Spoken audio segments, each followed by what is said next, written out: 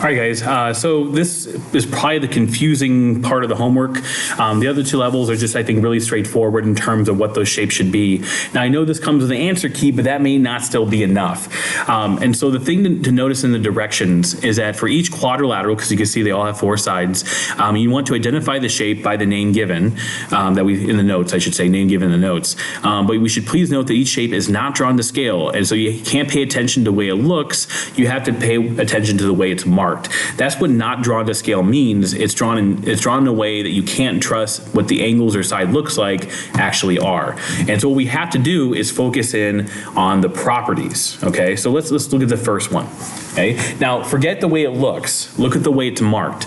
I see two chevrons, which means these sides are parallel, and I see two more chevrons, meaning these sides are parallel. And so what I have are two sets of opposite parallel sides.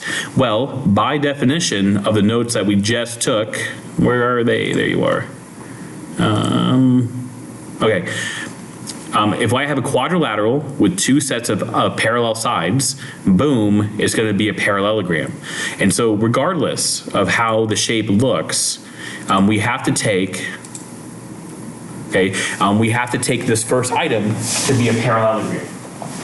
And that'd be the answer I'm looking for.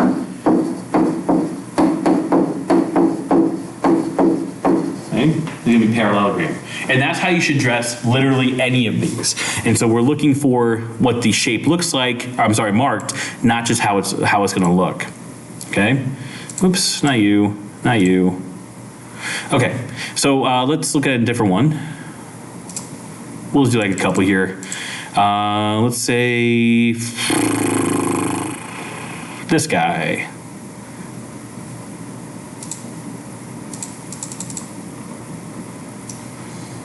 Okay, so look at this guy right here. So again, forget about how it looks. I see two sides that are touching in a row, and I see another two sides that are touching in a row, and these are congruent, and then these four hash marks are also congruent. So I have two sets of touching congruent sides, two sets of corresponding congruent sides. Well, by definition, that's going to be a kite. Okay? And that's how you do any of these. So look at the properties, ask yourself what they're showing, and then match that to the appropriate shape name. Okay, hope that helped. So you have, like I said, several levels of this practice, so please make sure you complete that in advance of Thursday.